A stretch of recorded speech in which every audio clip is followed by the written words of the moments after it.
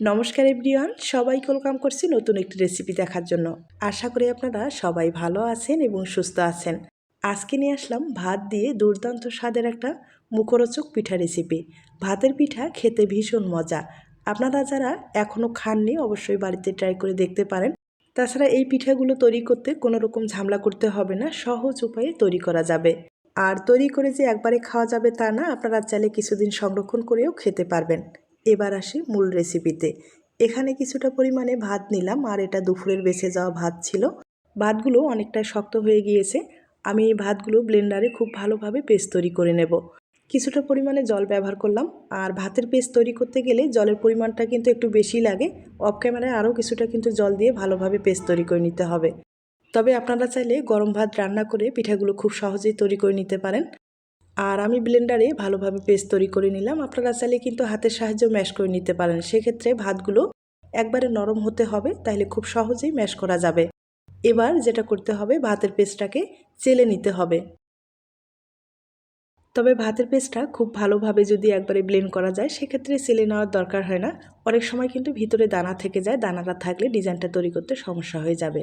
তার জন্য চেলে নেওয়াটা খুব জরুরি। চেলে নিলে কিন্তু সবচেয়ে বেশি ভালো হবে। ভাতের পেস্টটা আমি খুব ভালোভাবে চেলে নিলাম। আর অবশিষ্ট অংশগুলো এগুলো লাগবে না, এগুলো কিন্তু ফেলে দিতে হবে।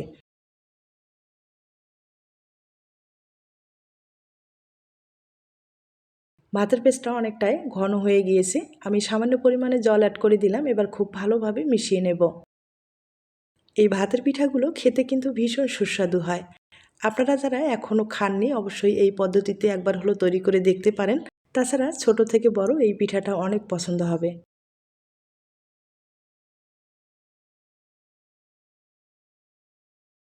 ভাতের পেস্টটা আমি ঠিকঠাকভাবে তৈরি করে নিলাম। এবার আপনাদের চুলায় নিয়ে যাচ্ছি। আর চুলায় আগে থেকেই কড়াই বসিয়েছি। এবার ভাতের পেস্টটা দিয়ে দিতে হবে।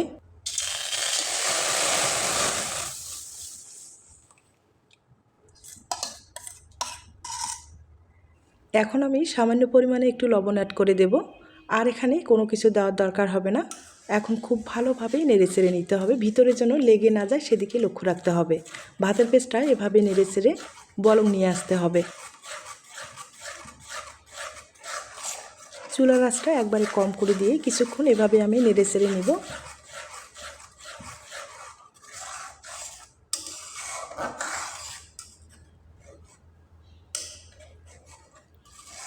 ভাতের পেস্টটা কিছুক্ষণ এভাবে আমি জ্বালিয়ে নিলাম, আর অনেকটা ঘন হয়ে গিয়েছে দেখতে পাচ্ছেন।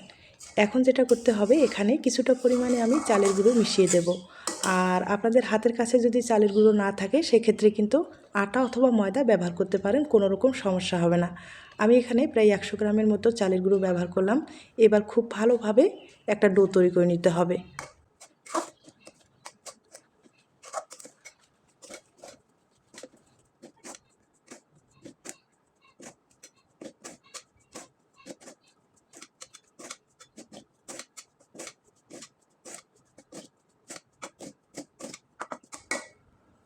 খুব ভালোভাবে তৈরি করে নিলাম। হাতে কিন্তু একটু চেক করতে পারেন ডোটা ভালোভাবে তৈরি হবে কি না। আর যখন দেখবেন হাতের মধ্যে লেগে যাচ্ছে না, তার মানে ডোটা কিন্তু পারফেক্টভাবে তৈরি হয়ে যাবে। আমি একটা প্লেটে এবার তুলে নেব। এখন অনেকটাই যেহেতু গরম রয়েছে তার জন্য একটা স্টিলের গ্লাস ব্যবহার করব, আর খুব ভালোভাবে একটু ম্যাশ করে নেব। এরপরে হাত দিয়ে ডোটাকে তৈরি করে নিতে হবে। আর গরম অবস্থায় এই ডোটা কিন্তু তৈরি করে নিতে হবে, না হলে ঠান্ডা হওয়ার পরে ডোটা কিন্তু ভালোভাবে তৈরি হবে না, ফেটে যাওয়ার সম্ভাবনা অনেক বেশি থাকবে। আর যেহেতু চালের গুঁড়ো মিশানো রয়েছে,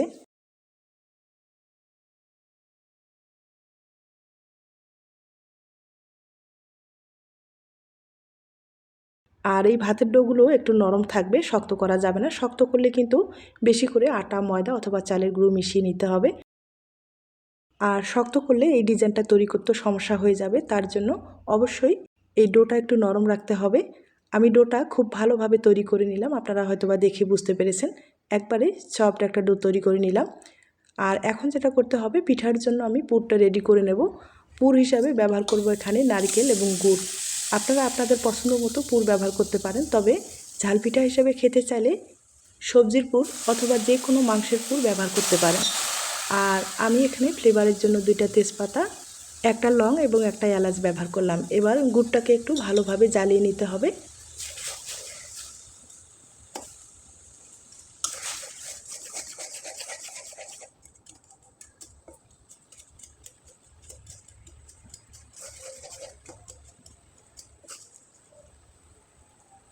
এখন এখানে কিছুটা নারকেল কোড়ানো আমি দিয়ে দিব।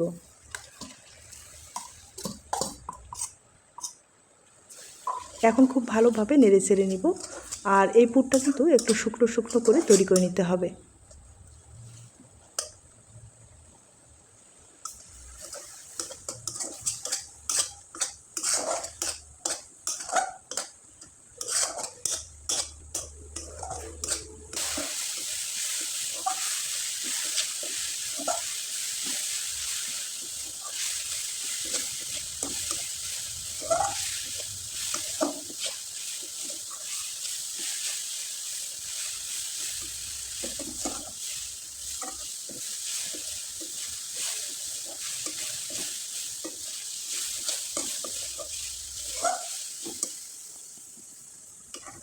পুরটা আমি খুব ভালোভাবে তৈরি করে নিলাম, একবারে ঝরঝরা হয়েছে দেখতে পাচ্ছেন।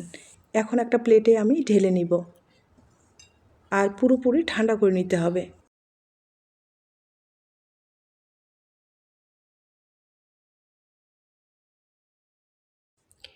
সবগুলো আমি রেডি করে নিলাম। আর এখন পিঠার ডিজাইনটা তৈরি করে আপনাদের দেখিয়ে দিচ্ছি। পিঠার ডিজাইনটা তৈরি করার জন্য ছোট্ট একটা লিচি কেটে নিলাম। আবারও কিছু সময় একটু মথে নিতে হবে। আর যেহেতু এগুলো ভাতের ডো, ভালোভাবে মথে না নিলে ডিজাইনটা কিন্তু ভালো আসবে না, মানে দেখতে ভালো লাগবে না। তাই অবশ্যই একটু সময় নিয়ে ভালোভাবে মথে নিতে হবে। বেলার সুবিধার্থে এখানে আমি একটু চালের গুঁড়ো ব্যবহার করলাম আর একটু পাতলা করে বেলে নিতে হবে। বেলে নেওয়ার পরে এবার একটা প্লাস্টিকের ঢাকনা দিয়ে গোল করে কেটে নিব। আপনাদের কুকি কাটা থাকলে কুকি কাটা দিয়ে কেটে নিতে পারেন। আর এই পিঠাগুলো আপনারা চাইলে কিন্তু একটু বড় অথবা ছোট করে তৈরি করে নিতে পারেন। আমি মাঝারি সাইজ করে তৈরি করে নেব। এবার মাঝখানে পুর ব্যবহার করতে হবে। এখন ভালোভাবে মুখটাকে বন্ধ করে দিতে হবে। সিংড়ার যে শেপটা আছে সেটা কিন্তু তৈরি করে নিতে হবে।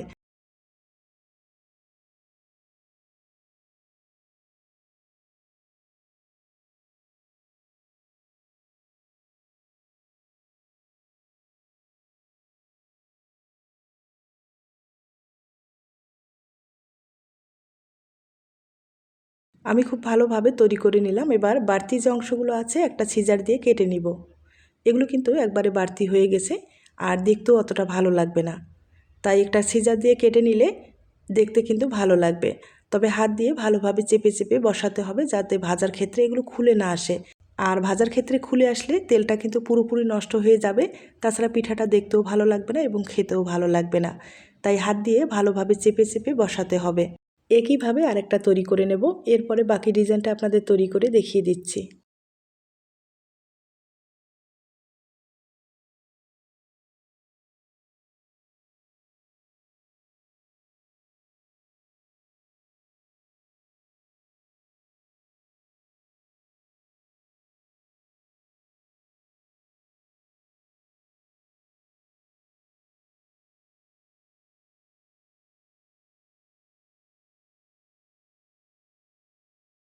আমি আপনাদের দুইটা তৈরি করে দেখিয়ে দিলাম।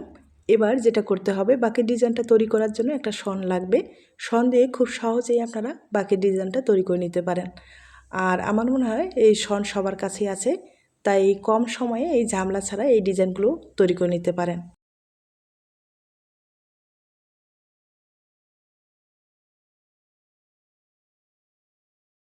দেখতে পাচ্ছেন কতটা সহজভাবে এই ডিজাইনগুলো তৈরি করা যায়।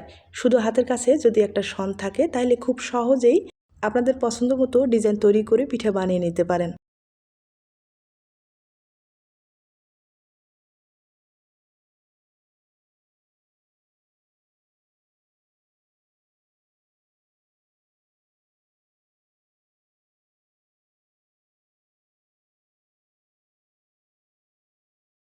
একটা পিঠা আমি তৈরি করে নিলাম। দেখতেই পাচ্ছেন পিঠাটা কতটা সুন্দর হয়েছে, দেখতে কিন্তু ভীষণ লোভনীয় হয়েছে। একবারে কম সময়ে ঝামেলা ছাড়া এই পিঠাগুলো তৈরি করা যায়। একইভাবে আমি আরেকটা তৈরি করে দেখিয়ে দিচ্ছি।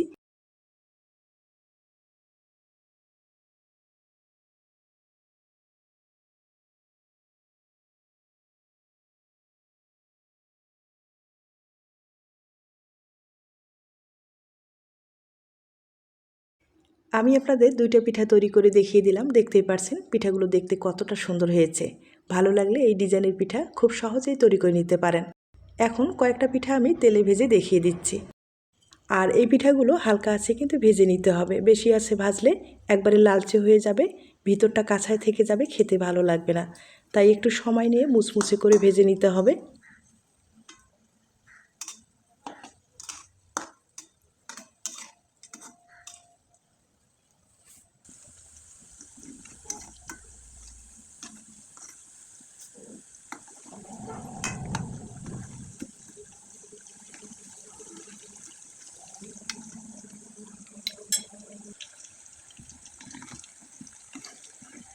আর এগুলো যেহেতু ভাতের পিঠা, একটু সময় নিয়ে কিন্তু ভেজে নিতে হবে। দেখতেই পাচ্ছেন কালারটা কতটা সুন্দর এসেছে। আর ভিতরটা সহ যদি মুচমুচে হয় না, এই পিঠাগুলো আপনারা 1 সপ্তাহ পর্যন্ত সংরক্ষণ করে খেতে পারবেন। তবে অনেকেই আছেন মিষ্টি পিঠা পছন্দ করেন না, তাদের ক্ষেত্রে বলবো এই ডিজাইন তৈরি করে আপনাদের পছন্দ মতো পুর ব্যবহার করে কিন্তু পিঠাটা বানিয়ে নিতে পারেন। বিশেষ করে যে কোনো মাংসের পুর যদি থাকে না, পিঠাটা খেতে ভীষণ ভালো লাগবে। তাছাড়া চায়ের আড্ডায় জমিয়ে খাওয়া যাবে। আপনারা চাইলে ট্রাই করতে পারেন। আর আমার ভাজানো হয়ে গেছে, ভাজানো একবারে মুচমুচে করে ভেজে নিলাম। এভাবে মুচমুচে করে ভাজলেই আপনারা কিন্তু 1 থেকে 2 সপ্তাহ পর্যন্ত সংরক্ষণ করে খেতে পারবেন। এখন আপনাদের পরিবেশন করে দেখিয়ে দিচ্ছি, তবে ছোট্ট একটা রিকোয়েস্ট থাকবে। পিঠার এই রেসিপিটি আপনাদের কাছে যদি ভালো লেগে থাকে বা আপনার কোনো উপকারে আসতে পারে, তাহলে একটা লাইক দিতে পারেন। আর এখন আপনাদের ভেঙে দেখিয়ে দিচ্ছি। আর শব্দ শুনে হয়তোবা বুঝতে পেরেছেন কতটা মুচমুচে হয়েছে। দেখতেই পারছেন কতটা খাস্তা হয়েছে। অবশ্যই বাড়িতে ট্রাই করে দেখতে পারেন। আজ এ পর্যন্ত, নতুন কোনো রেসিপির সাথে আবার দেখা হবে। সবাই ভালো থাকবেন, সুস্থ থাকবেন এবং নিরাপদে থাকবেন।